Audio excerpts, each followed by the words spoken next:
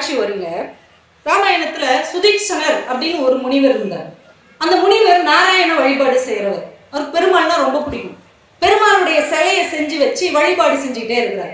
அப்ப நலன் நீலன்னு 2 குரங்கு, குட்டி குரங்கு, அது என்ன பண்ணும், இவர் கண்ணை மூடி சாமி மூடுவாரா, அந்த சிலையை தூக்கிட்டு போய் ஏரியில எரிஞ்சிடும். அந்த சிலை தண்ணிக்குள்ள முங்குறத பார்த்தா அதுக்கு சந்தோஷம். குரங்குக்கு வேற என்ன என்டர்டைன்மெண்ட் தானே. உடனே இவர் குரங்கு என்ன செய்ய முடியும், மறுபடியும் இன்னொரு சிலை செஞ்சு வச்சு சாமி கும்பிடுவார்.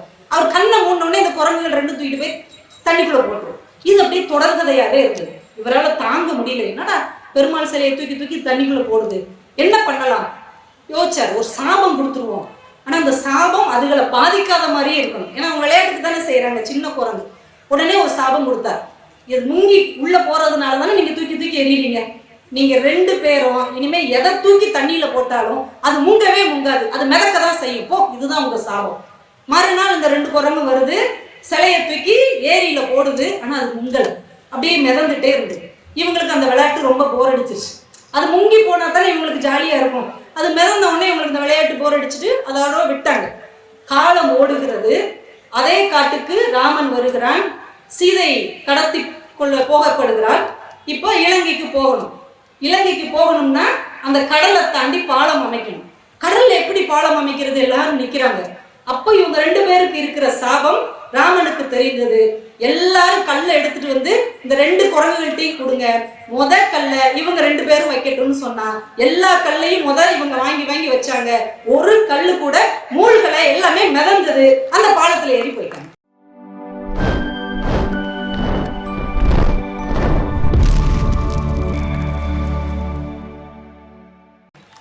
புத்தகம் இலக்கியம் என்ன கற்றுக் கொடுக்கு தெரியுமா?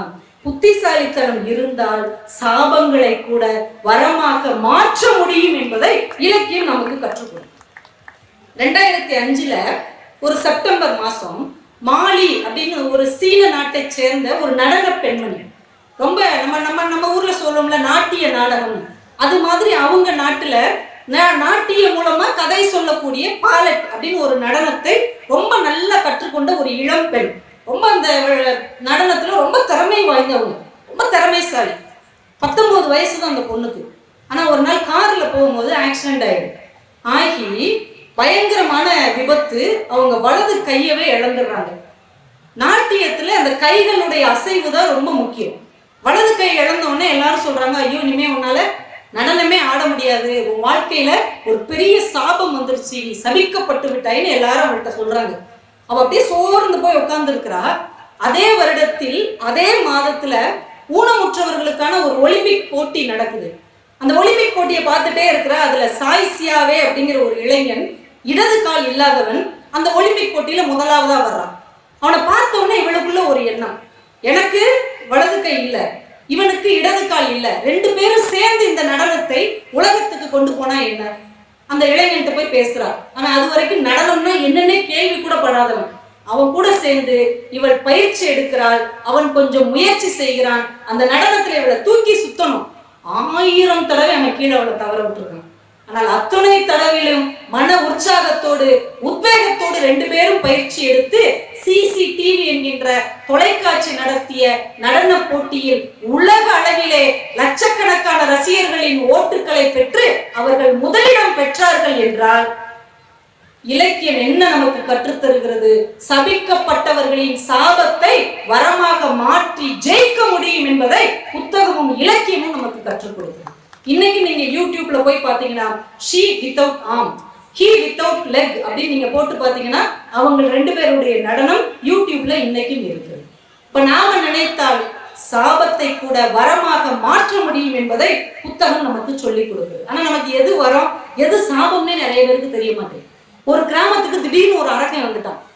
அரக்கன் வந்த உடனே இவங்களுக்கு என்ன பண்ணன்னு தெரியல. ஊர்லயே பலசாலியா இருக்கிற ஒருத்தனை கூப்பிட்டாங்க. அரக்கன் வந்துட்டான், நீ தான் ஏதாவது பண்ணணும். ஒரு பெரிய கத்தி எடுத்துட்டு போய் அரக்கனை குத்துனான். அரக்கன் 2 கத்தி எடுத்து அவனை குத்தி கொண்டுட்டான். ஒரு பெரிய பயில்வான் ஒரு பாறையை தூக்கிட்டு வந்து இந்த அரக்கன் மேல எரிஞ்சான்.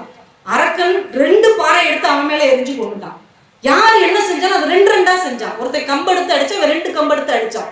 ஊர் மக்கள் எல்லாம் பார்த்தாங்க, ஐயோ நம்ம ஊருக்கு பெரிய சாபமா இந்த அரக்கன் வந்துட்டான், இனிமே இவன் இருக்கிற காட்டு பக்கமா யாருமே போக கூடாதுன்னு ஊர் கட்டுப்பாடு போட்டு எல்லாரும் ஒதுங்கிட்டாங்க. ஒரு நாள் ஒரு அம்மா தான் பிள்ளை அன்னைக்கு ஞாயிற்றுக்கிழமை ஆப்பிள் கொடுத்து விடுறாங்க. அந்த பிள்ளை ஆப்பிள் சாப்பிட்டுக்கிட்டே காட்டுக்குள்ள போயிடுச்சு. அரக்கன் முன்னாடி போய் நின்றுச்சு. அரக்கனை பார்த்து பயந்து போய் இந்த ஆப்பிள் அரக்கன்ட்ட கொடுத்துச்சு. அவன் ஆப்பிள வாங்கி வச்சுட்டு 2 ஆப்பிள் திருப்பி கொடுத்தான். பிள்ளைய தேடி வந்த அம்மா அப்படியே அரண்டுட்டாங்க. ஆஹா, இப்படியே இருக்குமோன்ட்டு வீட்டுக்குள்ள போய் ஒரு அண்டா சோறு இருந்தது எடுத்துட்டு வந்து அரக்கன்ட்ட கொடுத்தாங்க. அவன் வாங்கி வச்சுட்டு 2 அண்டா சோறு கொடுத்தான். அப்புறம் தான் அந்த அம்மாவுக்கு புரிஞ்சது. ஊரெல்லாம் கூட்டி சொன்னாங்க, இவன் நமக்கு கிடைச்ச சாபம் இல்லை, இவன் நமக்கு கிடைத்த வரம். எதை கொடுத்தாலும் இவன் 2ஆக கொடுக்கிறான். நாம் இதுவரைக்கும் தீமையை கொடுத்தோம், அவன் 2 தீமைகள் கொடுத்தான். நன்மையை கொடுத்தால் 2 நன்மைகளை கொடுப்பான் என்பது இன்றைக்கு தான் புரிகிறது அப்படின்னு. நாமளும் வாழ்க்கையில நிறைய பேரை சாபம்னு நினைச்சுக்கிறோம். முழுதாக அந்த உண்மையை உணர்ந்து கொள்ளாமல் சாபமாக நினைக்கிறோம். ஆனால் சாபத்தையும் வரமாக மாற்றக்கூடிய வல்லமையை புத்தகமும் எழுத்தும் வாசிப்பும் தான் நமக்கு தரும். கவிஞர் வாலி அவருடைய புத்தகத்துல 2-3 சம்பவங்கள் சொன்னார். அது எனக்கு ரொம்ப ஆச்சரியமான விஷயம். ஒரே நேரத்துல ஒரு 2 இளைஞர்களுடைய வாழ்க்கையை அவர் பதிவு செய்யறார். என்ன யாரு அப்படின்னா, பாம்பேல ஒரு இளைஞன், அங்க பிராட்வே அப்படின்னு ஒரு தியேட்டர், அந்த தியேட்டர் வாசல்ல ஹார்மோனியம் வாசித்துட்டு இருக்கிறான். அதே நேரத்துல சென்னையில இருக்கிற பிராட்வேன்னு ஒரு தியேட்டர், அந்த தியேட்டர் இன்டர்வல்ல ஒரு இளைஞன் வடை வித்துட்டு இருக்கிறான். வாய்ப்பு கிடைக்கும் போது இசை பயிற்சி செஞ்சுக்கிட்டே இருக்கிறான்.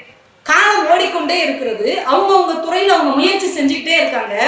எந்த தியேட்டர் வாசல்ல அவன் ஹார்மோனியம் வாசிச்சானோ, எந்த தியேட்டர்ல இந்த இளைஞன் வடை விற்றானோ, அதே தியேட்டர்ல அவங்க 2 பேருமே இசையமைத்த பாடல் இடம்பெற்ற படம் 100 நாட்கள் ஓடியது என்று வரலாறு பதிவு செய்யப்பட்டிருக்கிறது.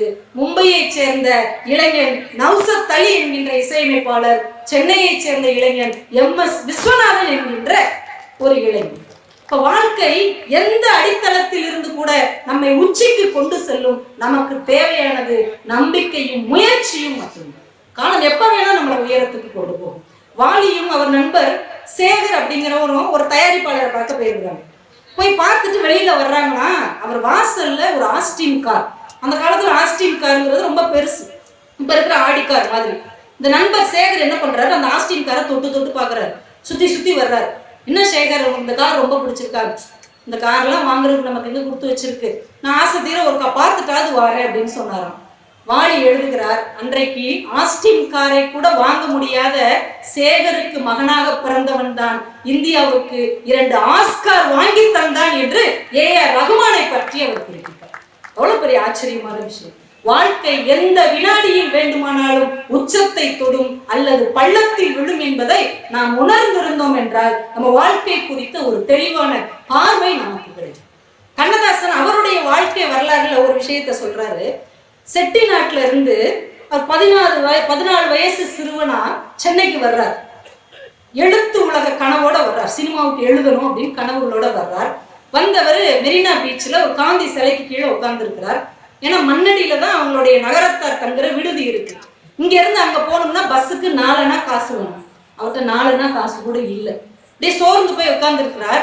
போலீஸ்காரங்களாம் நைட் ஆயிடுச்சு, எல்லா இடத்த காலி பண்ணுன்னு விரட்டுறாங்க. அழுதுகிட்டே தான் பெட்டியை தூக்கி தலையில வச்சுக்கிட்டு மெரினா பீச்சில் இருந்து மண்ணடி வரைக்கும் நடந்தே போகிறார் கண்ணதாசன். காலம் மாறுகிறது. கண்ணதாசன் ஒரு சொந்த படம் எடுக்கிறார், சுமை தாங்கி அப்படின்னு ஒரு படம். அந்த படத்துக்கு கதாநாயகன் ஜெமினி கணேசன் நடந்து போற மாதிரி ஒரு காட்சி. அந்த காட்சி அவர் எங்க வைக்கிறாருன்னா காந்தி சிலைக்கு பக்கத்திலேயே வைக்கிறார். காந்தி சிலைக்கு பக்கத்துல அப்படியே ஜெமினி கணேசன் நடந்து போவாரு. அவருக்கு முன்னாடியும் பின்னாடி ஒரு 7 கார் இப்படி போகும் இப்படி வரும். இந்த காட்சியை எடுத்து முடிச்சுட்டார். படம் வந்துச்சு. வீட்டுல அதை டிவியில போட்டுட்டு பிள்ளைங்களை பூரம் கூப்பிட்டு உட்கார வச்சு காமிக்கிறாரு. இந்த காட்சியை கவனமா பாருங்க. ஏன் இந்த காட்சியில என்ன இருக்கு, இதே மெரினா பீச்சில் தான் 4 அணா காசு இல்லாம நடந்தே மண்ணடிக்கு போனேன். ஆனா ஜெமினி கணேசன் நடக்கிறார் இல்லையா, அப்போ 7 கார் முன்னும் பின்னும் போகுது இல்லையா, 7 காரும் என்னுடைய சொந்த கார் என்று கண்ணதாசன் பிள்ளைகளுக்கு சொன்னார். அந்த புத்தகம் நமக்கு என்ன சொல்லித் தருகிறது, தான் பட்ட அவமானத்தையே மூலதனமாக எவன் ஒருவன் வைக்கிறானோ அவன் வாழ்க்கையில் ஜெயிக்க முடியும் என்கின்ற உண்மையை சாட்சியாக கண்ணதாசனுடைய புத்தகம் பேசுகிறார். புத்தகம் வேறு நமக்கு என்ன சொல்லிவிட முடியும். ஒரு பக்தி இலக்கியம், நம்மளுடைய பக்தி இலக்கியத்துல உங்களுக்கு கூட தெரிஞ்சிருக்கும், கமலவதின்னு ஒரு அம்மாவை பத்தி சொல்லுவாங்க. அவங்க நிறைய மாத கர்ப்பிணியா இருப்பாங்க. இன்னும் கொஞ்ச நேரத்துல அவங்களுக்கு பிரசவம் நடக்க போகும். ஆனா அங்க உள்ள ஜோசியக்காரர் சொல்லுவாரு, இப்பவுமே குழந்தை பிறந்துருச்சுன்னா அந்த பையன் ரொம்ப மோசமானவனாக பண்பாடு இல்லாதவனா பிறப்பாங்க. ஆனா ஒரு நாழிகை கழிச்சு அதே பையன் பிறந்தானா ரொம்ப நல்லவனா, மக்களுக்கு சேவை செய்கிறவனா, இறை பக்தி உள்ளவனா இருப்பான். அப்படின்னு ஜோசியர் சொல்லிடுறாங்க. உடனே அந்த தாய் என்ன பண்றா, இன்னும் ஒரு நாளிகை என்னை தலைகீழா கட்டி தொங்க விடுங்க, ஒரு நாளிகை கழிச்ச பிறகு என்னை கீழே இறக்குங்க அப்படின்னு சொல்றாங்க. உடனே அந்த அம்மாவை தலைகீழா கட்டி தொங்க விடுறாங்க. ஒரு நாளிகை கழிச்ச உடனே அவங்களை இறக்குறாங்க. குழந்தை பிறக்கிறது. அம்மாவுடைய வயிற்றுக்குள்ளே இருந்தனால குழந்தையின் கண்கள் அப்படியே செவந்து போயிருக்கிறது. அம்மாட்ட போய் குழந்தைய காமிக்கிறாங்க. செங்கண்ணா அப்படின்னு சொல்லிட்டு அந்த அம்மா இறந்து போயிடுறாங்க. அந்த ஒரு நாளிகை பிள்ளையை தன் உயிருக்குள்ளே வைத்திருந்ததுனால் அந்த அம்மா ஜன்னி வந்து இறந்துடுறாங்க. அவங்க ஆசைப்படி அந்த குழந்தை நல்ல ஒரு மன்னனா வளர்றான். இதை படிச்ச உடனே நான் நினைச்சேன், இப்படி இல்லாம நடக்கும் வாழ்க்கையில. சரி, இலக்கியம் பக்தி அப்படிதான் சொல்லும் அப்படின்னு நினைச்சேன். ஆனா சமீபத்துல போன மாசம் ஒரு நடந்த சம்பவம் நீங்களும் பார்த்திருப்பீங்க. அர்ஜென்டினால ஃபெராரோ அப்படின்னு ஒரு அம்மா பைக்ல போயிட்டு இருக்கிறாங்க. பைக்ல போகும்போது அவங்களுக்கு வேண்டாத ஒருத்தன் படார்னு வந்து அவங்க கம்பியால தாக்கிடுறாங்க. அப்படியே அவங்க அப்படியே விருண்டு விழுந்து மண்டையில பயங்கரமான அடி. உடனே கோமா ஸ்டேஜுக்கு போயிட்டாங்க. ஆஸ்பத்திரியில கொண்டு போய் வச்சிருக்காங்க அந்த அம்மாவை. 30 நாள் ஒரு அசைவும் இல்லை, முழு கோமாவுக்கு போயாச்சு. இப்போ மருத்துவர்கள்லாம் அவங்க கணவரை கூப்பிட்டு சொல்றாங்க, இனிமே இவங்க வந்து பிழைக்கிறதுக்கு வாய்ப்பே இல்லை, 1 மாசம் ஆயிடுச்சு, என்ன செய்யலாம், மூளைச்சாவு அடைஞ்சிட்டாங்க, நீங்க கொஞ்சம் முன்னாடியே முடிவெடுத்தீங்கன்னா ஒரு கண் தானமோ ஒரு உறுப்பு தானமோ கொடுத்து நிறைய பேருக்கு உதவி செய்யலாம். கணவர் சொன்னார், சரி அந்த மாதிரியே செஞ்சிருவோம், வேற என்ன பண்றது அப்படின்னு முடிவு செய்யப்பட்டது. கடைசியா ஒரு தடவை அந்த அம்மாவை பார்த்துக்கிறதுன்னு பிள்ளைங்க எல்லாம் வர சொன்னாங்க. அந்த அம்மாவுக்கு 2 வயசுல ஒரு மக உண்டு. அது வரைக்கும் தாய்ப்பால் குடியை நிறுத்தாத குழந்தை. அவங்க அம்மாவை கடைசியா பாக்குறதுக்கு அந்த குழந்தைய விடுறாங்க. அவங்க அம்மா அப்படியே படுத்த படுக்கையா 30 நாட்களாக எழ முடியாம கோமால இருக்கிறாங்க. இன்னும் 1-2 நாள்ல அவங்களுடைய கண்ணு உடல் எல்லாத்தையும் தானம் செய்ய போறாங்க. இந்த குழந்தை நம்ம அம்மா படுத்துட்டு தான் இருக்கிறாங்க, தூங்கிட்டு தான் இருக்கிறாங்கன்னு நினைச்சு வேகமா எழுப்பி, அம்மா பசிக்குது, பால் வேணும் அப்படின்னு இருக்கு. கோமால கிடந்த அந்த தாய் தன் குழந்தையின் குரல் கேட்ட உடனே படக்குன்னு எந்திரிச்சு குழந்தைய தூக்கி பால் கொடுத்துட்டு மறுபடியும் கோமால போய் விடுங்க. இந்த செய்தியை நீங்கள் எல்லாருமே படிக்கிறீர்கள். பக்தி இலக்கிய காலமாக இருந்தாலும் சரி, இந்த காலமாக இருந்தாலும் சரி, தாய்மை என்பது தன் பிள்ளைகளுக்காக எதையும் கடந்து வரக்கூடிய வல்லமையை கொடுக்கும் என்பதை இலக்கியமும் சொல்லுகிறது. இந்த காலமும் அதை நிரூபித்துக் கொண்டுதான் இருக்கு. நம்ம நிறைய சகோதர பாசங்களை நம்ம இலக்கியங்கள்ல பார்த்து கொண்டே இருக்கோம். நிறைய சகோதர பாசங்கள். இளங்கோ தன்னுடைய சகோதரனுக்காக அவர் துறவு பூண்டது. என் பின்னவன் பெற்ற செல்வம் நான் பெற்றதென்றும் ராமன் சொன்னது. தன்னுடைய தம்பி சைவத்துக்கு திரும்ப வேண்டும் என்பதற்காக அவனுடைய சகோதரி சிவன் கோவிலேயே விரதம் இருந்தது. இப்படி மாதிரி அக்கா தம்பி பாசம் எல்லாம் நாம் நிறைய படித்திருக்கிறோம். ஆனால் சமீபத்தில் ஒரு புத்தகத்திலே நான் படித்தேன். அமெரிக்கால டெக்சாஸ் மாகாணத்துல ஒரு நடுத்தர குடும்பம், ஒரு அம்மா அப்பாவுக்கு 2 குழந்தைங்க. அக்காவுக்கு டெஸ்ன்னு பேரு, அவளுக்கு ஒரு 8-9 வயசு. தம்பிக்கு ஆண்ட்ரூ அப்படின்னு பேரு, அவன் ஒரு 4 வயசு குட்டி பையன். ஒரு நாள் தெருவில் விளையாடிட்டு இருந்தான், திடீர்னு மயங்கி விழுந்துட்டான். என்னடா திடீர்னு மயங்கி விழுந்துட்டான்னு அவனை ஆஸ்பத்திரிக்கு கொண்டு போய் அட்மிட் பண்றாங்க. மூளையில ஒரு நரம்பு செயல் இழந்துருச்சு, ஆப்ரேஷன் பண்ணோம்னா நிறைய செலவாகும். அது ஒரு நடுத்தர குடும்பம். உடனே அவங்க என்ன பண்ணாங்க, இருக்கிற வீடு சொத்து எல்லாத்தையும் வித்து கொண்டு வந்து மருத்துவம் பண்ணி பார்த்தாங்க. அப்பவும் குணமாக்க முடியல. உடனே இந்த மருத்துவர் சொல்லிட்டாரு, இதுக்கு மேல உங்க மகனை காப்பாத்துறதுக்கு முடியலங்க, ஏதாவது அற்புதம் நடந்தா தான் உங்க மகனை காப்பாற்ற முடியும், நீங்க வீட்டுக்கு எடுத்துட்டு போயிருங்கன்ட்டாங்க. பையனை வீட்டுக்கு எடுத்துட்டு வந்து படுக்க வச்சுட்டாங்க. அம்மாவும் அப்பாவும் சோகமா உட்காந்துருக்குறாங்க. அக்கா காரி வேகமா ஓடி வர்றா, 8 வயசு அக்கா. தம்பி படுத்தே இருக்கிறான். டேய் தம்பி எந்திரா எந்திரா, ஏண்டா படுத்தே இருக்கிற, என் கூட விளையாடவா, என்னுடைய பென்சிலை கூட நான் உனக்கு கொடுத்துட்றேன்டா, அந்த உண்டியும் கூட உனக்கே தந்துடுறேன், இனிமே உங்க சண்டையே போட மாட்டேன், உன்னை நான் திட்ட மாட்டேன், அடிக்க மாட்டேன், பிளீஸ்டா எந்திரிச்சிரு எந்திரிச்சிரு எந்திரிச்சுன்னு அந்த பிள்ளை அப்படியே கதறி அழுகுது. படுத்து கிடக்குற தம்பியை உடனே அவங்க அம்மாவும் அப்பாவும் அவங்கள தோல்ல சேர்த்து அழுகுறாங்க. உடனே இந்த பிள்ளை கேட்கிறா, ஏமா தம்பி படுத்திருக்கிறான், ஏன் எந்திக்க மாட்டேங்கிறான், என்ன செஞ்சா அவன் எந்திப்பான்? மருத்துவர் சொன்ன அதே வார்த்தையை பெற்றோர்கள் சொல்லுகிறார்கள், ஏதாவது அற்புதம் நடந்தா தான் அவன் எந்திப்பான். இந்த குழந்தை டக்குன்னு எந்திரிச்சா. அவ உண்டியல்ல சேர்த்து வச்சிருக்கிற பணத்தை எல்லாம் உடைச்சு எடுத்துட்டு பக்கத்துல இருக்கிற ஒரு மெடிக்கல் ஷாப்புக்கு ஓடி போனான். போய் அந்த மெடிக்கல் ஷாப் நடத்துறவர்கிட்ட சொன்னான், ஏதாவது அற்புதம் இருந்தா கொடுங்க, இந்த பணத்தை வச்சுக்கிட்டு என் தம்பியை நான் காப்பாற்றணும், தயவு செஞ்சு அற்புதம் இருந்தா கொடுங்கன்னு அந்த பணத்தை அவங்க முன்னாடி எறிகிறான். அவர் என்ன சொல்ற அப்படின்ன உடனே உள்ள இருந்து ஒரு மனிதர் வெளியில வர்றாரு. என்னம்மா உனக்கு என்ன பிரச்சனை? இல்ல என் தம்பி படுத்த படுக்கையாவே இருக்கிறான், என்கிட்ட சண்டையே போட மாட்டேங்கிறான், பேசவே மாட்டேங்கிறான், அற்புதம் இருந்தா தான் அவனை பழைக்க முடியும்னு எங்க அம்மா சொன்னாங்க. அப்படியா அப்படின்னு அவர் வேகமா இவரை கூட்டிட்டு வீட்டுக்கு வந்து பார்த்தார். அவன் மூளை நரம்பு பாதிக்கப்பட்டிருக்கிறான். மெடிக்கல் ரிப்போர்ட்டை பார்த்துட்டு அவர் சொன்னார், உடனே அவனை மருத்துவமனைக்கு கூட்டுவாங்க. நீங்க யார் சார்? சிரிச்சுக்கிட்டே அவர் சொன்னார், என் பேர் டாக்டர் ஹார்டன் ஆம்ஸ்ட்ராங். இந்த மூளை நரம்பு வைத்தியத்திற்கு பிரபலமான மருத்துவன். இன்னைக்கு தற்செயலா உங்க ஊருக்கு வந்திருக்கிறேன், உடனே அவன் ஆஸ்பத்திரிக்கு கூட்டுவாங்கன்னு கூட்டு போய் அவர் ஆபரேஷன் பண்றார். அந்த குழந்தை பிழைத்து எழுந்து விட்டது. பெற்றோர்கள் அப்படியே கண்ணீர் மல்க கேட்கிறார்கள், இதுக்கு எவ்வளவு ஃபீஸ் கொடுக்கணும்? அவர் சிரித்து கொண்டே சொன்னார், இந்த அற்புதத்துக்கான விலை உங்க பொண்ணு உண்டியல்ல சேர்த்து வச்சிருந்தால அந்த பணம் மட்டும்தான், வேற ஒன்றுமே இல்லை என்று சொன்னார். சங்க இலக்கிய காலமாக இருந்தாலும் நம் சம காலமாக இருந்தாலும் ஒரு சகோதர பாசம் இருந்தால் எப்பேற்பட்ட அற்புதத்தையும் நிகழ்த்தி காட்ட முடியும் என்பதை எழுத்தும் வாசிப்பும் மட்டும்தானே நமக்குள்ள அந்த நம்பிக்கையை உத்வேகமாக தருகிறது. என் இனிய நண்பர்களை, ஒன்றை சொல்லி நான் முடிக்கிறேன். என்னுடைய நண்பன் ஒரு புத்தகத்துல இருக்கிற ஒரு கதையை எனக்கு வாட்ஸ்அப்ல அனுப்பி வச்சான். ஒரு தொழிலதிபர் ரொம்ப நொடிச்சு போயிட்டார், என்னென்னமோ பண்ணி பார்த்தார், ரொம்ப நொடிச்சு போயிட்டார், தோல்வியை அடைஞ்சிட்டார். ரொம்ப நொந்து போய் அப்படியே தெருவில் நடந்து வர்றார்.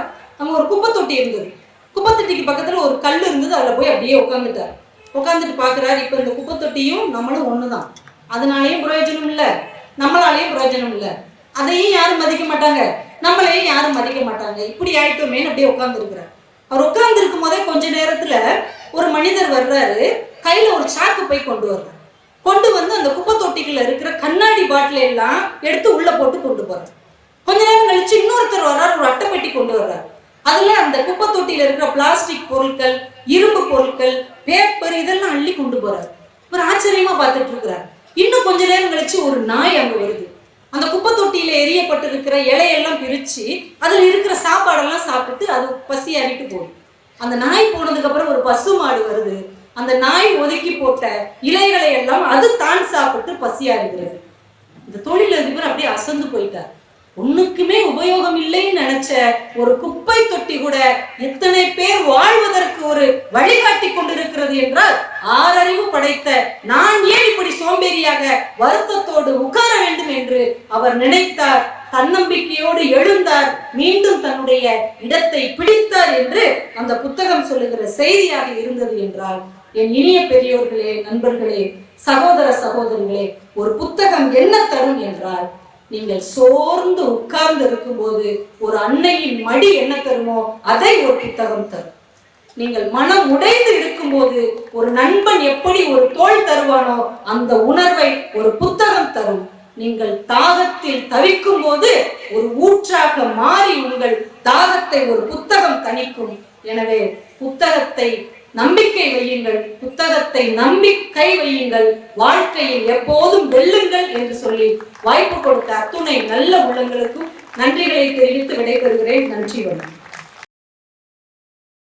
செல்லிடத்து காப்பான் சினங்காப்பான் அல்லிடத்து காக்கினன் காவாக்கா லென் முயுவ விளக்க உரை. பலிக்கும் இடத்தில் சினம் வராமல் காப்பவனே சினம் காப்பவன்.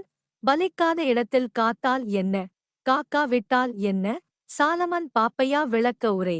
எங்கே தன் கோபம் பலிக்குமோ அங்கே கோபம் கொள்ளாதவனே உண்மையாகவே கோபம் கொள்ளாதவன். பலிக்காத இடத்தில் கோபத்தை தடுத்து என்ன, தடுக்காமல் விட்டுத்தான் என்ன? கலைஞர் விளக்க உரை. தன் சினம் பலிதமாகும் இடத்தில் சினம் கொள்ளாமல் இருப்பவனே சினங்காப்பவன். பலிக்காத இடத்தில் சினத்தை செல்லிடத்து காப்பான் சினங்காப்பான் அல்லிடத்து காக்கினன் காவாக்கா லென் முயுவ விளக்க உரை. பலிக்கும் இடத்தில் சினம் வராமல் காப்பவனே சினம் காப்பவன். பலிக்காத இடத்தில் காத்தால் என்ன, காக்கா விட்டால் என்ன? சாலமன் பாப்பையா விளக்க உரை. எங்கே தன் கோபம் பலிக்குமோ அங்கே கோபம் கொள்ளாதவனே உண்மையாகவே கோபம் கொள்ளாதவன். பலிக்காத இடத்தில் கோபத்தை தடுத்து என்ன, தடுக்காமல் விட்டுத்தான் என்ன? கலைஞர் விளக்க உரை. தன் சினம் பலிதமாகுமிடத்தில் சினம் கொள்ளாமல் இருப்பவனே சினங்காப்பவன். பலிக்காத இடத்தில் சினத்தை செல்லிடத்து காப்பான் சினங்காப்பான் அல்லிடத்து காக்கினன் காவாக்கா லென் முயுவ விளக்க உரை. பலிக்கும் இடத்தில் சினம் வராமல் காப்பவனே சினம் காப்பவன். பலிக்காத இடத்தில் காத்தால் என்ன, காக்கா விட்டால் என்ன? சாலமன் பாப்பையா விளக்க உரை. எங்கே தன் கோபம் பலிக்குமோ அங்கே கோபம் கொள்ளாதவனே உண்மையாகவே கோபம் கொள்ளாதவன். பலிக்காத இடத்தில் கோபத்தை தடுத்து என்ன, தடுக்காமல் விட்டுத்தான் என்ன? கலைஞர் விளக்க உரை. தன் சினம் பலிதமாகுமிடத்தில் சினம் கொள்ளாமல் இருப்பவனே சினங்காப்பவன்.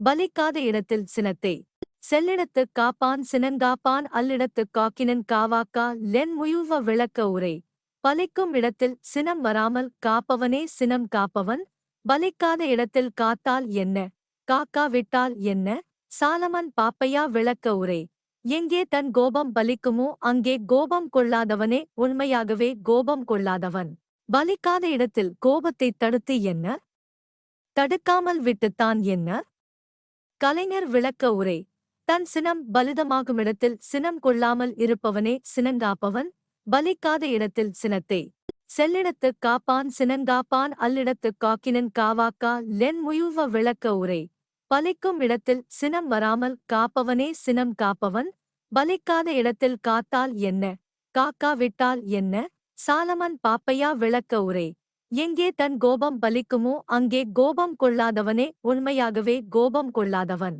பலிக்காத இடத்தில் கோபத்தைத் தடுத்து என்ன தடுக்காமல் விட்டுத்தான் என்ன கலைஞர் விளக்க உரை தன் சினம் பலிதமாகுமிடத்தில் சினம் கொள்ளாமல் இருப்பவனே சினங்காப்பவன் பலிக்காத இடத்தில் சினத்தை செல்லிடத்துக் காப்பான் சினங்காப்பான் அல்லிடத்துக் காக்கினன் காவாக்கா லென் முயுவ விளக்க உரை பலிக்கும் இடத்தில் சினம் வராமல் காப்பவனே சினம் காப்பவன் பலிக்காத இடத்தில் காத்தால் என்ன காக்கா விட்டால் என்ன சாலமன் பாப்பையா விளக்க உரை எங்கே தன் கோபம் பலிக்குமோ அங்கே கோபம் கொள்ளாதவனே உண்மையாகவே கோபம் கொள்ளாதவன் பலிக்காத இடத்தில் கோபத்தைத் தடுத்து என்ன தடுக்காமல் விட்டுத்தான் என்ன கலைஞர் விளக்க உரை தன் சினம் பலிதமாகுமிடத்தில் சினம் கொள்ளாமல் இருப்பவனே சினங்காப்பவன் பலிக்காத இடத்தில் சினத்தை செல்லிடத்துக் காப்பான் சினங்காப்பான் அல்லிடத்துக் காக்கினன் காவாக்கா லென் முயுவ விளக்க உரை பலிக்கும் இடத்தில் சினம் வராமல் காப்பவனே சினம் காப்பவன்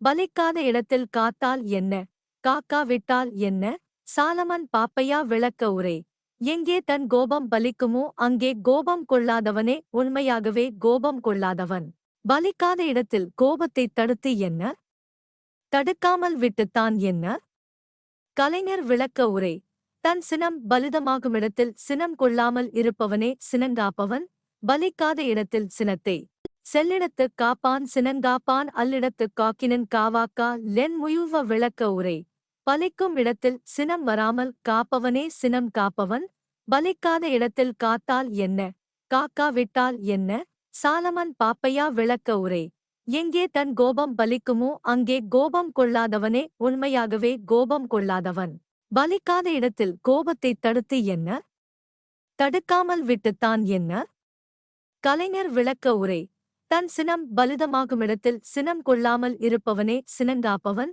பலிக்காத இடத்தில் சினத்தை செல்லிடத்துக் காப்பான் சினங்காப்பான் அல்லிடத்துக் காக்கினன் காவாக்கா லென் முயுவ விளக்க உரை பலிக்கும் இடத்தில் சினம் வராமல் காப்பவனே சினம் காப்பவன் பலிக்காத இடத்தில் காத்தால் என்ன காக்கா விட்டால் என்ன சாலமன் பாப்பையா விளக்க உரை எங்கே தன் கோபம் பலிக்குமோ அங்கே கோபம் கொள்ளாதவனே உண்மையாகவே கோபம் கொள்ளாதவன் பலிக்காத இடத்தில் கோபத்தைத் தடுத்து என்ன தடுக்காமல் விட்டுத்தான் என்ன கலைஞர் விளக்க உரை தன் சினம் பலிதமாகுமிடத்தில் சினம் கொள்ளாமல் இருப்பவனே சினங்காப்பவன் பலிக்காத இடத்தில் சினத்தை செல்லிடத்துக் காப்பான் சினங்காப்பான் அல்லிடத்துக் காக்கினன் காவாக்கா லென் முயுவ விளக்க உரை பலிக்கும் இடத்தில் சினம் வராமல் காப்பவனே சினம் காப்பவன் பலிக்காத இடத்தில் காத்தால் என்ன காக்கா விட்டால் என்ன சாலமன் பாப்பையா விளக்க உரை எங்கே தன் கோபம் பலிக்குமோ அங்கே கோபம் கொள்ளாதவனே உண்மையாகவே கோபம் கொள்ளாதவன்